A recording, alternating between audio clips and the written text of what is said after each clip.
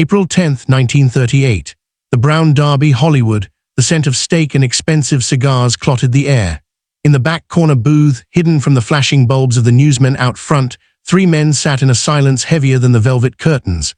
The man in the middle, small, impeccably dressed, pushed a plate of untouched oysters across the table.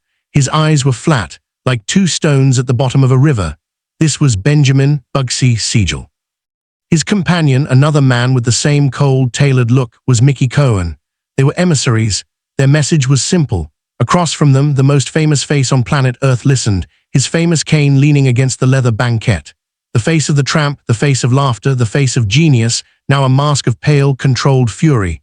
Charlie Chaplin didn't say a word. He simply watched as Siegel, with a slow, deliberate motion, reached into his suit jacket. He didn't pull out a gun.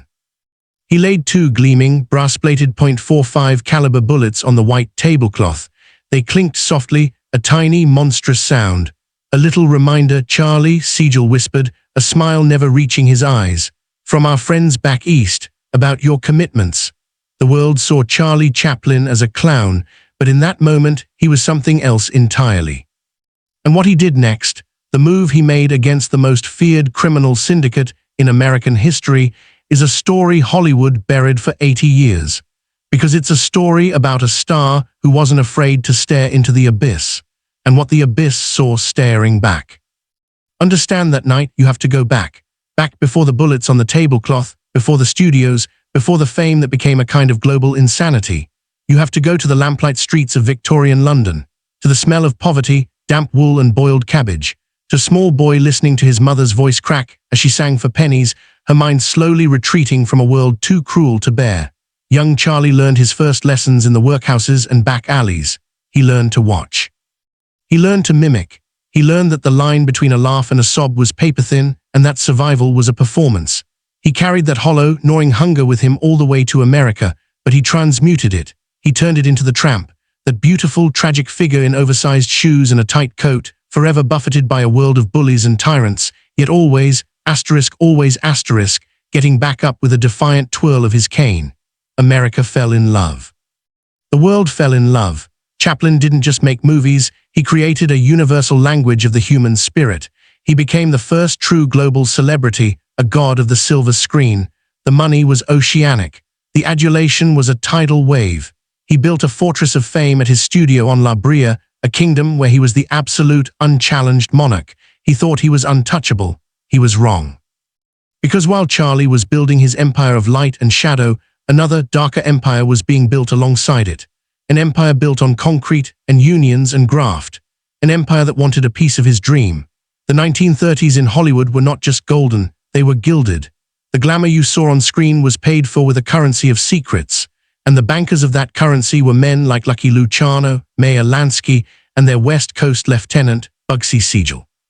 They didn't just infiltrate Hollywood, they funded it.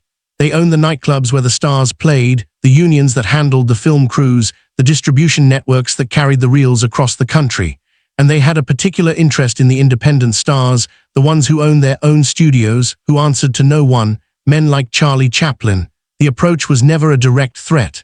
It was an opportunity, a partnership, an investment in your next picture. A favor with the understanding that favors in their world always accrued monstrous interest. Charlie, the fierce artistic control freak, resisted.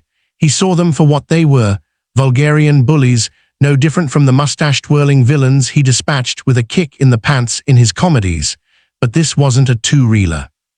The pressure began to coil around him, subtle at first, then impossible to ignore. A negative from a completed scene goes mysteriously missing, requiring a costly and time-consuming reshoot. A key electrical gaffer, a union man, is suddenly unavailable, his replacement clumsy and slow, dragging production for days. Rumors, whispered in the trade papers by anonymous sources, began to circulate, not about his art, but about his personal life, his politics, his moral character. The studio system was a machine that could protect its own, Mayer at MGM, Warner at his namesake, but Charlie had built his castle outside its walls. He was exposed, a lone genius in a jungle of predators, and the mob knew it. They studied their targets. They knew every weakness, every pressure point. And with Charlie Chaplin, they identified his not as money or even his career, but as something far more vulnerable, his heart. By the late 1930s, Chaplin's personal life was a tabloid battlefield. His relationships with younger women, the disastrous marriage to Mildred Harris, the explosive and public divorce from Lita Gray were scandal fodder. But then he met Paulette Goddard. She was different. Fiery, intelligent, sharp-witted, his equal in spirit and ambition. She wasn't just a muse, she was a partner. Their relationship, while passionate and tumultuous, was for Charlie profoundly real. They were a unit, a fortress of two against a prurient, judgmental world. The mob's spies were everywhere, in the powder rooms of the Trocadero, in the kitchens of the nightclubs, in the paybooks of his own studio staff. They saw Paulette not as a person, but as leverage, perfect, beautiful leverage. The whispers to Charlie, once about business, became more intimate, more chilling. A producer friend, deep in debt to a bookie, would pull him aside at a party, his breath smelling of gin and fear. "Charlie, for God's sake, just pay them. They're talking about Paulette. They're saying a car accident on Mulholland is so common. Or kidnapping, you know how these fanatics can be." The unspoken threat hung in the air between them, a poison gas. Charlie's defiance began to curdle into a cold, simmering dread. He increased Paulette's security, hiring a dour ex-cop who shadowed her every move. He changed their routines, using different routes home each night, but the eyes were always there. A dark sedan parked too long down the street from their home in Beverly Hills, a wrong number phone call in the middle of the night, followed by silence. The feeling of being hunted in your own city of dreams. That's when the invitation to the Brown Derby came, not a request, a summons. And Charlie, knowing he could no longer pretend the wolf wasn't at the door, went. So, back to that booth, the oysters, the two bullets gleaming under the Art Deco lights like obscene jewels. Bugsy Siegel, his voice a low monotone, laid out the new terms. It was no longer a suggestion of an investment. It was a toll. A flat percentage of every dollar Chaplin's studio made, from box office receipts to merchandise, a consulting fee for services never rendered. In return, his sets would be safe, his distribution would be smooth, his labor problems would vanish, and Paulette. Paulette would be left alone. It was a devil's bargain, and Siegel presented it with the calm certainty of a man who had broken far tougher men than a comedian. Charlie listened. He looked at the bullets, these small, crude objects that represented the end of everything he'd built. He looked at Siegel's dead eyes, at Cohen's coiled tension. And then he did something inexplicable. He smiled, not the tramp's beautiful, melancholy smile. This was a sharp, cold, intellectual smile, the smile of a man who has just seen the flaw in the trap. He reached out and picked up one of the bullets, rolling it between his thumb and forefinger as if inspecting a strange metallic seed. "Fascinating," he said, his voice so quiet they had to lean in to hear. "You know, Benjamin, the problem with threats is they only work if the person you're threatening has something left to lose." Siegel's thin smile faded, wiped clean. Cohen leaned forward, his knuckles white on the table. Chaplin placed the bullet back on the table with a soft, final asterisk click asterisk. "I've been losing things since I was 5 years old. My home, my mother, my sanity. You cannot take from me what life already stole." He stood up, taking his cane in a smooth motion. "Tell Mr. Luciano I'll be in touch." And he walked out, leaving the two gangsters in a stunned, furious silence. They expected fear. They expected bargaining, pleading. They did not expect philosophical contempt. They had just been schooled by a hobo clown, but this was just the opening move. What Chaplin did next, this is where the story twists into something far darker and far more dangerous, because Charlie didn't go to the police. He didn't go to the studio heads. He went to war. But this wasn't a war fought with guns or goons. It was fought with the only weapon Charlie truly mastered: perception, image, story. He understood, with a clarity that bordered on madness, that men like Luciano and Siegel were building a new kind of respectability. They wanted to be seen as businessmen, sophisticates, patrons of the arts, not back alley thugs. Their power thrived in the shadows, but their egos craved the light of legitimacy. Charlie decided to attack that ego, to drag them into the light, and expose them as the crude cartoon villains they truly were. He began a campaign of exquisite public humiliation. He started showing up deliberately at the same exclusive restaurants as Siegel, Perino's, Chasen's, always securing a nearby table. He would watch him, not with fear, but with the detached, clinical interest of an entomologist studying a particularly ugly beetle. He'd lift his glass in a silent, mocking toast. At a high society charity gala at the Coconut Grove, an event covered by every newsreel camera in town, Chaplin accidentally bumped into Siegel as he passed. spilling a full glass of champagne down the front of his pristine white tuxedo jacket. The tramp's famous look of flustered, wide-eyed apology was a masterpiece of performance. He dabbed at Siegel's chest with a napkin, muttering, "Oh, my dear fellow, clumsy, clumsy." The newspapers and newsreels loved it. Clown Prince fumbles around gangland figure. To the public, it was a charming, funny mishap. To Siegel, seated among Los Angeles' political and social elite, it was a calculated, public emasculation. He was a laughingstock, a hoodlum in a wet, sticky suit. The story and the footage made its way back to New York. Luciano, the master strategist, was reportedly furious. His man was being made a fool of, his authority eroded not by a rival gang, but by a comedian asterisk. The message was clear: Chaplin was not afraid, and worse, he was making them look weak. The tension was a live wire now, crackling through every aspect of Chaplin's life. Every phone ring was a potential threat. Every strange car that slowed outside the gate of his home sent a jolt of electric fear through him, and through Paulette. He couldn't sleep. The creative well that had always sustained him, that had poured forth asterisk city lights and modern times asterisk, ran dry. The set of his next film, The Great Dictator, became a fraught, paranoid place. The film itself was a monumental, unprecedented risk, a satirical takedown of Hitler and fascism. The world was on the brink of war, and here was Charlie, using the weapon of comedy to confront pure, industrialized evil. The pressure from the mob was now compounded by pressure from the FBI, who were monitoring him for subversive activities, from isolationist groups who called him a warmonger, from Nazi sympathizers within Hollywood itself who saw the film as dangerous propaganda. He was in a vice, squeezed from all sides, but something in the madness of it all, in the sheer scale of the adversaries arrayed against him, hardened him. The mob thought they were dealing with the little tramp. They were now facing the furious, focused, almost possessed artist behind the dictator Adenoid Hinkle. The performance of megalomaniacal rage in that film was fueled by a real, palpable rage. And it was during the exhausting filming of the famous Globe Ballet sequence, a scene of insane, tyrannical vanity where he dances with a balloon of the world, that Chaplin had his terrifying revelation. He was playing a dictator who believed he owned the world. Luciano was a dictator who believed he owned asterisk him. The parallel was a spark in the darkness, and that spark ignited a plan so audacious, so reckless, it would either end the war or end him. It was then, in the winter of 1939, with the great dictator in the can, but the mob's pressure intensifying, veiled threats now arriving as anonymous notes at the studio, that Charlie made his most brazen move. He didn't send a lawyer or a hardened intermediary. He used his global fame as a blinding shield, a passport that allowed him to move in spaces others couldn't. He told Paulette he had business in New York regarding the film's distribution. It was a half-truth. He took a train, preferring the solitude and the rhythmic, contemplative clatter of the rails. His destination, according to those few confidants who would speak of it decades later, was a specific restaurant in Midtown Manhattan. He knew the man himself held court there on certain nights.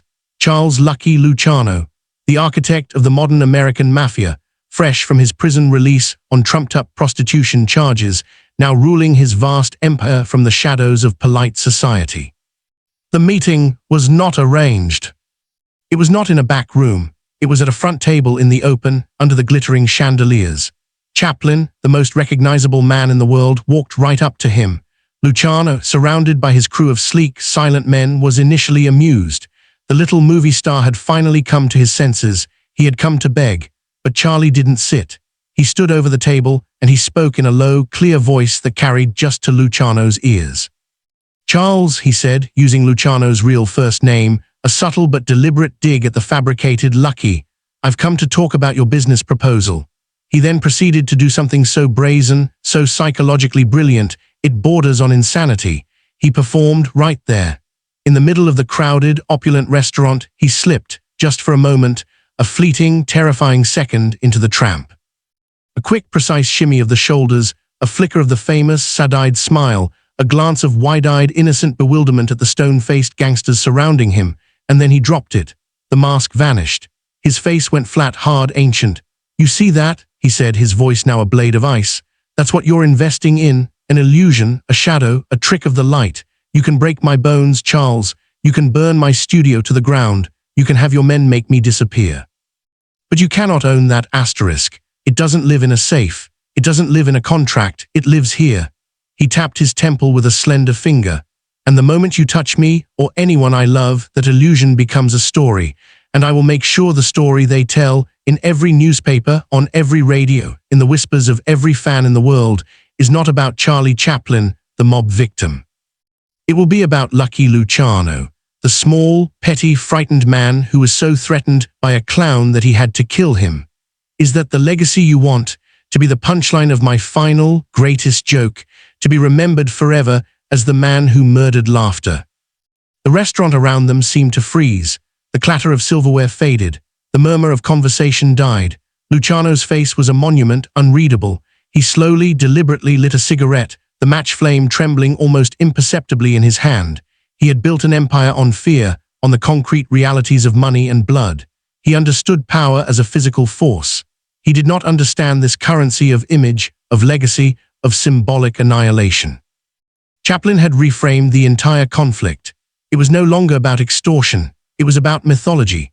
And Luciano, the pragmatic businessman of crime, knew in his gut that in a war of public myth he would lose. Killing Chaplin would not silence him. It would immortalize him and turn Luciano into a world historical villain, a monster who killed hope for a percentage point. The silence stretched, thick and suffocating. Finally, Luciano exhaled a long, slow plume of smoke. He gave a barely perceptible nod, not to Chaplin, but to one of his men, a nod of dismissal. It was over. Charlie turned and walked out, his heart hammering a frantic rhythm against his ribs, the sweat cold on his spine. He had stared down the devil in his own inferno and used the devil's own vanity as a mirror. He had won. But the cost of that victory was a quiet, private devastation that would haunt every remaining frame of his life. He returned to Hollywood a changed man. The victory was Pyrrhic. The constant state of siege, the months of living with a gun he couldn't see pointed at his head and his heart, had eroded something fundamental in him. The light, the joy that had fueled his early genius, had been spent as fuel for a terrible, necessary fire. His relationship with Paulette, strained to its limit under the unbearable, unspoken pressure, eventually fractured. They separated, the love that had been his fortress unable to withstand the artillery of the real world. The FBI, led by J. Edgar Hoover's obsessive, personal vendetta, used his mob connections, the very ones he had fought against and defeated, as ammunition to paint him as a subversive, a moral degenerate, a dangerous radical. The America that had adored the tramp now turned on the man, seeing not a genius but a libertine, not a satirist but a communist sympathizer. The shadow of those 2 bullets on the brown derby tablecloth never left him. It darkened into the shadow of congressional subpoenas, of vitriolic press, of public hatred. When he left America in 1952, exiled not by the mob but by his own country, it was with the weary, profound knowledge that he had defeated one kind of gangster, only to be hounded into exile by another dressed in a suit and a government badge. He lived out his days in Switzerland, a king in a silent, snow-globe kingdom. The laughter was distant now, an echo from a past life, a recording he could play but never quite feel. Hollywood buried this story deep, because it's a story of its own complicity. It's a story that shows the glittering facade of the studio era was built on a foundation of fear, and that the greatest artist of the age had to become a ruthless psychological warrior just to protect his right to create. The system could not admit that the little tramp, the global symbol of pure-hearted resilience, won his greatest battle not with a twirl of his cane or a well-timed pie, but with a chilling, premeditated act of performance art that blurred the line between courage and suicidal madness. The mob moved on, of course. They embedded themselves deeper into the fabric of the industry, choosing softer targets, corrupting unions and producers with less fortitude. But those in the know say they never forgot the comedian who looked into the abyss of organized crime, who saw the fragile ego at its center and made the abyss blink first. This is the forbidden truth, the confession the archives never wanted to make, that in a town run on fear and fantasy, the most powerful fantasy of all was wielded as a weapon by the man who invented modern cinema. This is Hollywood Untold Files. We don't just tell stories, we excavate the ones they buried under red carpet ceremonies and sanitized biographies. If you're still here, if this glimpse behind the gilded curtain matters to you, then you understand why some truths refuse to stay silent. They itch at the film's stock. They whisper in the silence between the frames. They are the real legacy, far more than any Oscar or star on a walk. Share this story, subscribe, because the past isn't past. It's a haunting, and it demands a witness. So the next time you watch that beautiful, lonely figure walk down that endless road into the sunrise, remember, the man who created him once walked into a den of wolves, armed with nothing but an idea, a performance, and the terrifying understanding that sometimes the only way to defeat a monster is to offer it a mirror. And for one heart-stopping moment in a New York restaurant filled with ghosts, he made the wolves feel small.